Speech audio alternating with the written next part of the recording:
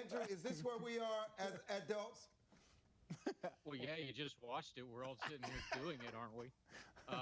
Yeah, it is. And, it's the way this is designed to be, where there's Right. conflict. People, if you look at former President Donald Trump's history in business before he got into politics, his leadership style was he creates conflict and competition amongst his subordinates. Yeah. And then he kind of picks and chooses what he wants out of that. That's his leadership style, good, bad, or indifferent for his entire life.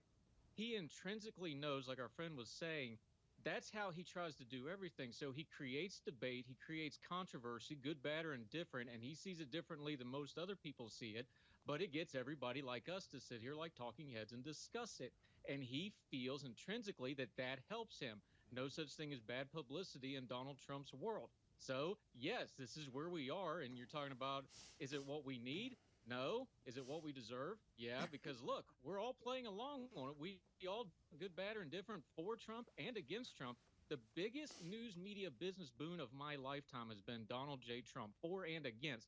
He understands that, and he's going to keep playing that record until it just wears out or he stops, which I don't think that's going to happen. So, yeah, we're going to keep doing this for a while.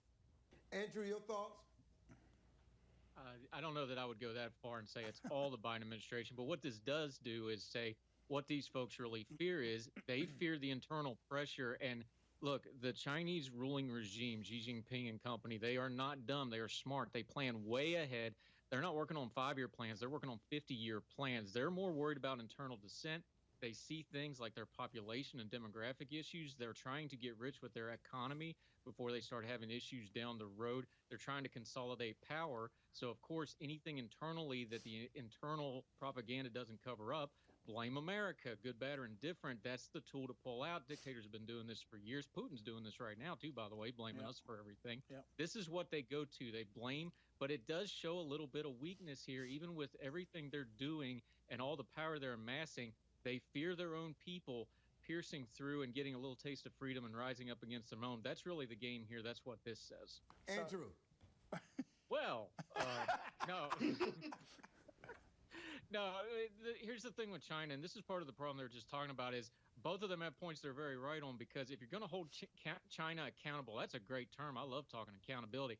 When you actually go to do that, that's different. Holding them economically accountable, that's one thing. Holding them foreign policy-wise accountable for the way they're trying to exude influence, especially across Southeast Asia and the rest of the world, that's another thing, too. What does that actually look like? When you're talking about something like the lab leak theory, and that's in air quotes, yeah, we're probably never going to know. Yes, it was probably the most likely explanation. Yes, we'll not know because of their malfeasance, because they purposely hid it, because they had undue influence with things like the World Health Organization.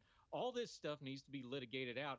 There's multiple steps to accountability. There's not going to be one thing or one policy that holds them accountable. We have to have coherent long-term policy when it comes to China, and we keep changing it over and over again while they have these 5, 10, 15, 50-year plans. And that's why we're on the losing end of a lot of this stuff, because we're chasing the shiny new object of whatever the latest problem with China is, instead of the overall policy of we have to deal with a superpower that is in a very direct way challenging not just America. They're challenging the European order, the American order, the world order. They're getting Russia rushed into their lap because Russia doesn't have anywhere to go. That's a very important thing to be paying attention to.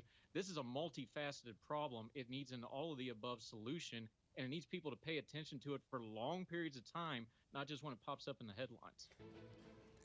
Andrew, we sit, and so much of what we discuss is so doom and gloom, and there's nothing we really said tonight that gives anybody watching any hope in the world. People are depressed. They feel like everything is dark. There's little light. I mean, Andrew, let me start with you. What gives you hope among all this chaos? And the stuff that we talk about is very relevant and very significant. But what gives people reason to hold on, to make them believe that America can be better and can still remain, or someday regain that status as that shining city on the hill? Yeah, I think it starts with a lot of us. We use things like news media because we have to talk about these heavy issues like China, like COVID, like policy, Russia, the horrible stuff going on in Ukraine. We see those images. But social media has changed this too, because it amplifies a lot of that bad. It amplifies a lot of good. I had somebody send me a video today. My mom was a special ed teacher, so I've got a real heart for folks in that community of, a young child with Down syndrome that also had alopecia and got a wig and was just overjoyed We joke about cat pictures on social media, like, oh, we're just sending cat pictures with this amazing technology. We have more computing power than what put NASA on the moon in your smartphone. All we do is send cat pictures. You know what? Cat pictures also make you happy. We talk about these charity drives. Look at the thousands and thousands, if not millions of dollars. Anytime somebody puts out, hey, this person legitimately needs help, people pour money on them. People want to do good, and they want to do good with their social media, and they want to do good with their news media. Someday the business model may change where the good is better business than the bad, but until then, this is incumbent on us. But it's out there, and not only is it out there, but people are really hungry on it. If you do good things like mentoring people instead of putting people down, helping people out, spending time on charity things, spending things with your faith groups, and other than that, not just bashing the government all the time, it's out there. Folks are all actually hungry for it. We should probably do a better job highlighting it in what we do, where we do have to talk about these dark issues.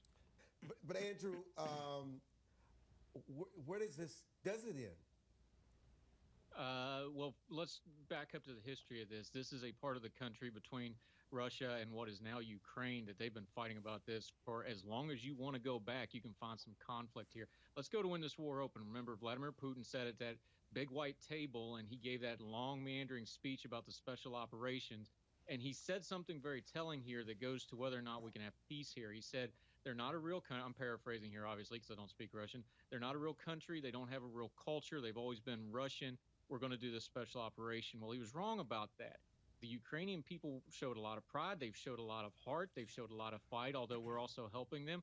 They have a very real identity now. They're the people that stood up to Vladimir Putin, who long before this was already a bloodthirsty, terrible dictator and has shown himself to be even worse. Peace, I hate war too. I always stop at that word peace, though, because if we look at history, and you can take a lot of conflict, recent conflict, we talked about World War II a little earlier. World War II is because we lost a piece from World War I. Nothing causes more war than false peace that is built on bad precedents. Yeah, there's going to have to be some peace here somewhere, but if we don't handle the peace right and demand peace where there hasn't been peace for a long time, especially somebody who says this nation doesn't need to exist, that's going to lead to even more warfare. There's no good answers here. There's a whole lot of bad ones if we just start chasing things like peace, good, war, bad without understanding.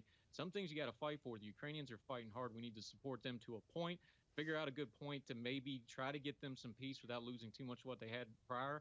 And there's not going to be a good answer to that. And there's not a good answer. But I want to thank all of you for joining us tonight for this edition of Your Voice, Your Future. I'm Armstrong Williams.